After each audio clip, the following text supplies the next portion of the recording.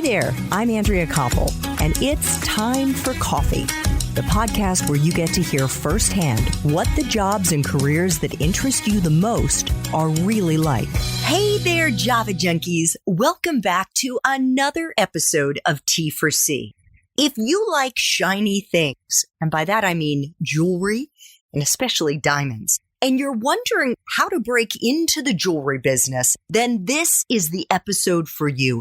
Because my next guest is the president and founder of Concierge Diamonds, who comes from a family of diamond experts. But before I introduce you to Dan Moran, I want to make sure you've signed up for the Java Junkies Journal. That's T4C's weekly newsletter that comes out on Mondays and gives you a sneak peek inside the episodes and the professionals we're going to be featuring that week. And it is so easy to do. You just head over to the Time for Coffee website at time4coffee.org, and the sign-up box is right there.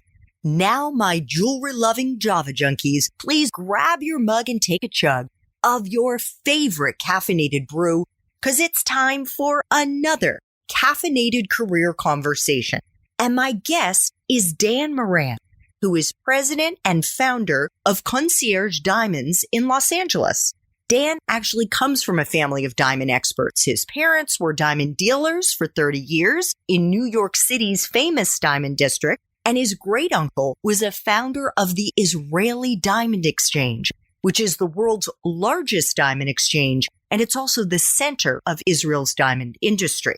Initially, when Dan was in school, he resisted jumping into the family business and had planned to work in biological engineering. But after he graduated, he ended up getting into serial entrepreneurship in a whole variety of industries, including computer software, online gaming, and merchant services. But eventually, the family business beckoned. And after a decade of working for other companies, Dan launched Concierge Diamonds from his kitchen table in 2012. The company has since grown to more than 10 employees with offices in Los Angeles and in San Francisco. Dan, welcome to Time for Coffee. Are you caffeinated and ready to go? Thank you so much for having me. I'm having a little bit of trouble hearing you, but I'm certainly happy to be here and eager to talk with anybody interested in my little unique industry. Awesome. Okay, well, let me know if, the Wi-Fi cuts out, and I'll be happy to repeat questions. But here we go. We're going to get into the 10 espresso shots. The first shot is, what entry-level jobs, Dan, are available to young people who want to break into the diamond industry? Well, I have to tell you, it's not the easiest industry to break into. Many companies in my industry are family businesses that are handed from one generation to the next. And the reason for that is it's pretty difficult to find new people to trust when your inventory is highly valuable, highly negotiable, untraceable. It can be challenging, but for somebody who's really interested in the field, there are entry points into the industry. One of them, of course, is to work in traditional retail, which is a great way to learn the ropes of the jewelry industry by working in a store along with clients, end users. Another option would be to get into the wholesale business, and there's opportunity for traders, for brokers, a lot of large international companies that work in that. And of course, there's also opportunities in bench jewelry, typically via apprenticeship. Bench jewelry meaning the actual physical craftsmanship of making jewelry. There are often jewelers who are seeking younger talent to help them and do the more introductory and menial tasks in jewelry making. And starting there is a great way to learn the fundamentals of the actual jewelry production. So there are opportunities if you're eager enough. In fact, several of my employees reached out to me online asking how they could get into the industry. And as it turned out, I was hiring at the time, and one thing led to another, and here they are. Wow, fantastic. Actually, you've, I think, touched on what my next question was going to be, which is you mentioned wholesale business, whether the traders or brokers. Where could someone look to find whether there are job openings? Well, the 5 largest wholesale centers in the United States, in order by volume, are New York, Los Angeles, Chicago, Dallas, and Miami. So in those 5 cities, there are wholesale centers where there are a building or several buildings that are populated primarily by jewelers and diamond dealers. If you're in one of those cities, that's a great place to start. If not, there are resources online. I recommend checking out. There are various boards, including PriceScope, and Reddit has a very active jewelry community, and a number of other places. You can get some sense of, where things are cooking there. Find somebody whose style you're interested in, right? If you're interested in the jewelry industry, find somebody whose business sounds like what you'd love to be doing, right? Whether it's a large multinational like Tiffany or a Cartier, whether it's a boutique designer that you find very interesting, and reach out to those people and ask them what the best way is to make yourself hireable to them. You'd be amazed how often they're looking for somebody young and passionate just like you. Yeah, that is great to know. Thank you. Dan, what is a useful skill or skills, and by that I mean hard skills and soft skills, that you look for in the young people that you hire? So our industry is a really interesting combination of the creative and the analytical. So you have to have a little bit of both of those to be really successful. One thing that I look for, let's say if I'm talking about somebody who's going to be working with clients, I look for their obviously interpersonal skills and ability to form and manage relationships. And I look for their ability to multitask because we'll typically be working with, 20 to 40 clients at a time per person. But I also look at analytical skills, which can be as basic as your ability to do simple arithmetic, but really quickly in your head because the numbers get complicated. Your ability to track those numbers through lots of different scenarios because clients will throw those at you. And it sounds basic, right? Basic multiplication and addition and such. We all learned it in the second grade. But can you keep up with it when the numbers are serious and when clients are hanging on your every word and you quote a wrong price and there are consequences? Basic analytical skills for staying organized. But really, this industry is about people. So it's going to be more about your ability to relate to the people you're talking with than anything else. On the production side, I look for project management skills. I look for various discernment skills, in particular when it comes to diamond selection. And there are technical skills that can be taught there, but the basics of your attention to detail are going to be very, very important there. And then, of course, throughout other jobs in the industry, they're much like other industries. Whether you're a bookkeeper in a diamond business or a bookkeeper anywhere else, the fundamentals of bookkeeping are about the same. So it really depends where in the industry you want to be. But if you're good with numbers and you're good with people, you're going to do well in this business. Excellent. What about someone's major? And honestly, I have no idea what the major would be, but is there a better major to have if they haven't studied? Fill in the blank. Is that a deal breaker, Dan? That's an interesting question. So I studied biology and government when I was in college, and I use neither of those degrees in my daily job. I think a background in business certainly couldn't hurt. But if you really are sure this is what you want to do, there are specialized institutions of education. You can get degrees in gemology. And certainly those are very useful. The GIA, the Gemology Institute of America, offers classes at their campus in Carlsbad, California, and online. Having some background there certainly is a plus. When somebody comes to me and says, listen, my degree is in whatever it is, English or history or whatever it happens to be, but I've also taken courses at GIA. Not only does it tell me that they're serious about working in the industry, but it tells me that they understand what's involved. And how long does it take to get a certification from the GIA? Well, they have a lot of different levels of certification, from basic diamond grading courses that can be done in a few weeks, all the way up to their graduate gemologist program, which is a graduate degree. I think it's a 2-year program post-college. There's a full menu, but to me as a prospective employer, having done anything is qualitatively different than having done nothing. It shows me that you've had some exposure to the industry, have some idea what to expect, and remain passionate. Great. And actually, you've almost answered my next question, which is how important it is to have a graduate degree, less so for the entry-level positions, more so for people who want to make it to the top, who want to run their own business or whatever other big kind of C-suite jobs there may be. So not really. There's not a particular degree. Again, I think a background in business is always going to be helpful, but most of the people who I know who are big successes in this industry didn't study it formally.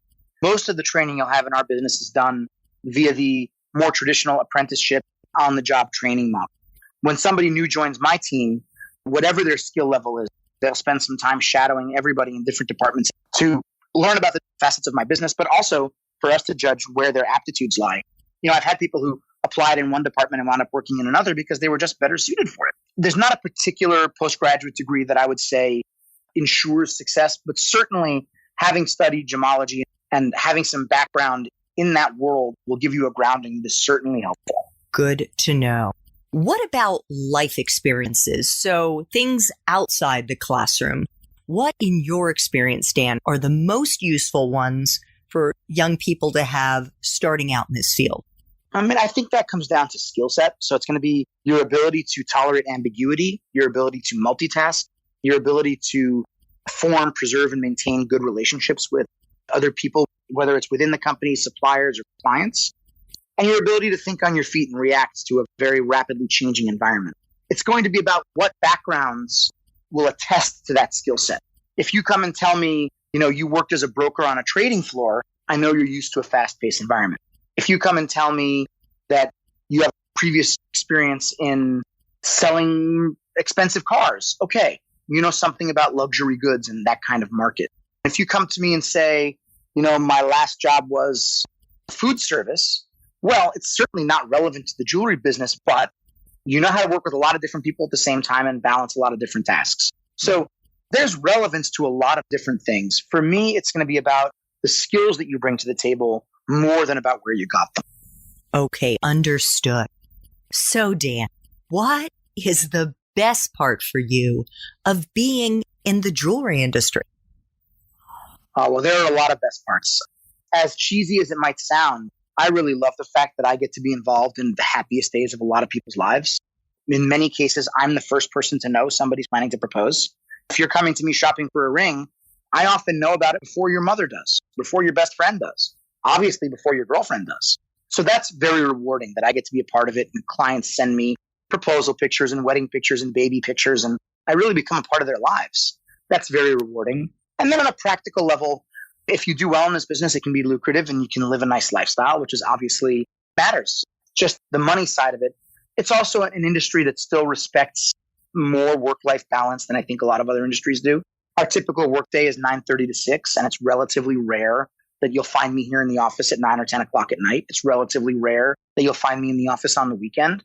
While certainly I'm doing work from home and talking with clients and checking emails and stuff, it's a business that does provide a lifestyle that lets you have a family and have other things in your life that are important to you. Like flying planes. Like flying planes, which is a big passion of mine. Yeah. Yeah, absolutely.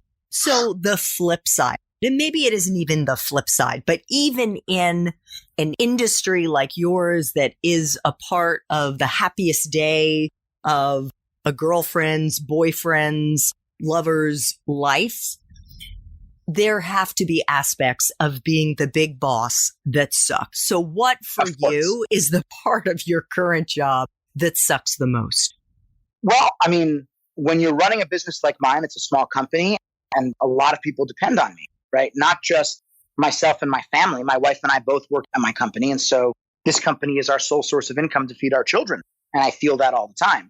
But it's not just that. I also have employees who count on me to pay their bills.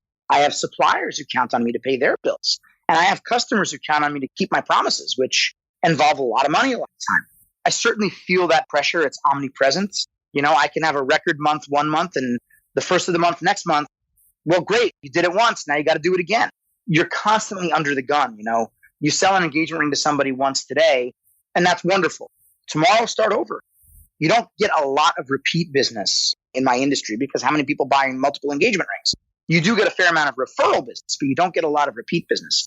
This is a beast that has to be fed, and the pressure to feed the beast is very, very real, and that can be very stressful. Adding to that, we play with live ammo here. What I mean is a lot of money flows through this office for relatively little of it to stick. Because, these are expensive products, and I've made engagement rings for $2,000 and $20,000 and $200,000 and more. And when you're responsible for that amount of money that doesn't belong to you, it weighs heavily on you. You have to be ready for the pressure to perform. You have to be ready to be accountable to a lot of people. And you have to be ready to manage all of that while maintaining your sanity. And it can be challenging.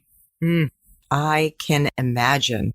So, Dan, what is the best career advice you've ever got?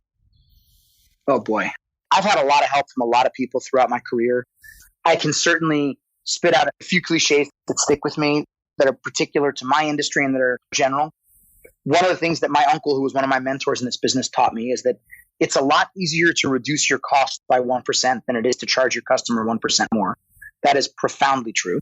There's another one that said, when you're working with a client, let the client lead the conversation. And somebody phrased that to me by saying, if you let your client do all the talking, he will like everything he hears. And that's important to keep in mind. But more than anything else, I think the advice that I was given by a friend of mine was very impactful in my life.